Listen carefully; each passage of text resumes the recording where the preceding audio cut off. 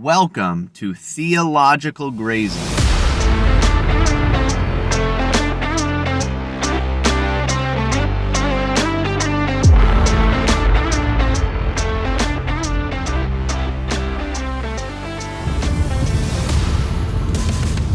So I'm currently driving to Green Bay, Wisconsin to go to our presbytery meeting. And unfortunately, I'm driving by myself, so I can record this. I was supposed to be driving with two other guys, but I somehow slept right through my alarm. And I woke up. It was one of those moments when I knew I was supposed to be leaving so early that the sun wouldn't be up for a couple hours. And when I woke up, I opened my eyes and it was light out. And I thought, oh no, what time is it? And I had totally missed my ride and made them wait a while. And now I am driving by myself. But that is my problem. And I'm not totally by myself because I get to talk with you, which is really in some ways talking to myself, which is maybe a little bit narcissistic, and you know, that's what I'm going to be talking about today, so that's okay. But I thought I should use this time as best I can, since it was not planned time, and I'm now going to have 7 hours of driving alone in a car. What a bummer that is. But because of that, I thought I really should try to record as much as I can, get some things off my mind into the interwebs. And so that's what this is. I wrote down probably at least 10 different ideas of things that I've just had on my mind and been kicking around. And so for a while now, everything that you'll hear is probably from the same trip. I probably won't bring that up, but that's what it's going to be. So without, furthering that tale of woe from my own current unfortunate circumstances, let me jump right back into narcissism. I posted recently, hopefully it was just this last week, but I sometimes mix things up and do it a little bit wrong, but I should have just recently posted an episode about narcissism and just how it was on my mind. And it was more so an introduction, kind of pointing out that at the core of virtual reality in our world today is narcissism. Virtual reality being those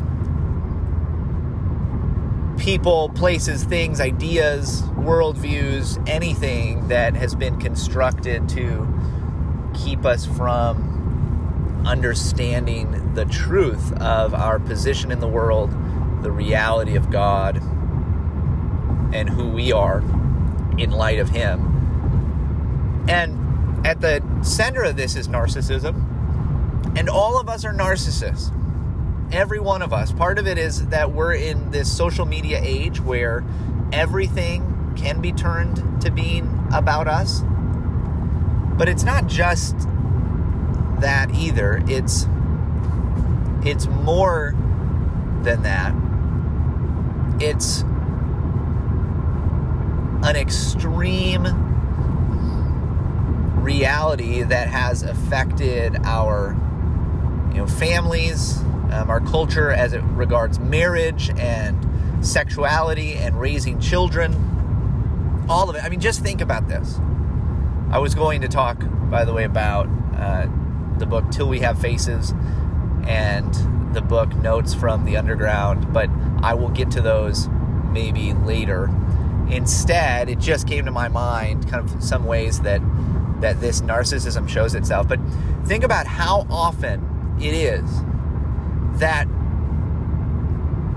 people who are married get divorced for purely self-centered reasons. This is narcissism, right? You can't stay married to somebody that does not in every way fit your own self-conception and your own conception of what you want the world to be. You can't relate to someone else on the basis of them being different than you, them being something other than you. They either have to be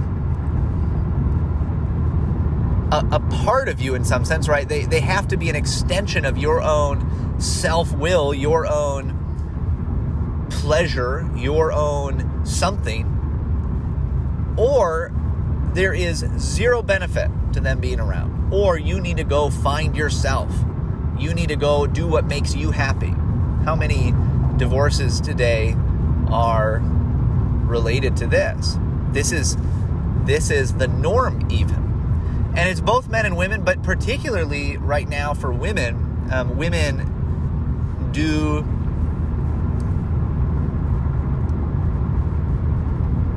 begin the divorce process now it's something like 80% of the time. And we should recognize why this would be true when, our entire culture tells particularly women, it's true of men to a point, but it's more true for women, where women are constantly told, you can do better, right? If he doesn't make you happy, if he doesn't do everything that you desired in a man, you can go find something better. You can do better. You can find another guy. If you aren't happy all the time, then there's something wrong with your situation. It has nothing to do with you. And this is the whole Disney worldview, right? That's presented for women. Do you feel like you are, confined and you haven't been allowed to go and find yourself and really do what you want to do? Well, that's because of your husband or your kids or whatever. This is what our culture often says. And then it's true of men too, right? Men who, think that they should have more, they deserve more. Others around them, particularly their spouses, are just not, if they don't fulfill them, well, then they can look somewhere else. Why? Because it's all about them. Because it's all about their personal fulfillment and happiness. Think about how often it is today that people raise children. Number one, generally they don't. Generally they just kill their children in the womb, whether chemically or otherwise. Because why? Well, I want to be able to focus on my career. I want to be able to travel and do some other things that all my friends are doing. And if I don't kill this child in my womb, then I can't do those things. We have to say that at least the old school pagans of olden days who would sacrifice their children, at least would do so for things like, the fertility of the land, for rain that would affect everybody. It sounds a little bit crazy, but ancient pagans in many ways were far more honorable than we are, because our child sacrifice is purely for narcissistic reasons. All of it is wicked. All of it is problematic. All of it is coming out of this narcissism. And it's always been evil. It's always been wrong. But even in our sin, we excel those who have come before us. Think about sexuality in general, sex in general. People do not actually often have sexual relations. This is, a term that we use to talk about sex, but in order to do that, you have to have a relationship. Sex, as God has designed it, is one of these things that it's not purely a physical act. There is a spiritual dimension to it. And yet, today, how much of sex is almost exclusively using the other person in order to get off. Right? I'm sorry to put it even so crass, but that's what it is. That's what's going on. We're just using other people. That's what we do. And so in even these realms of marriage, sexuality, children, these areas where we should have the deepest and closest relationship to others, those outside of us and different from us, separate from us, and we should have the deepest of loves and attachments. Even here, we have turned these things to be completely about us.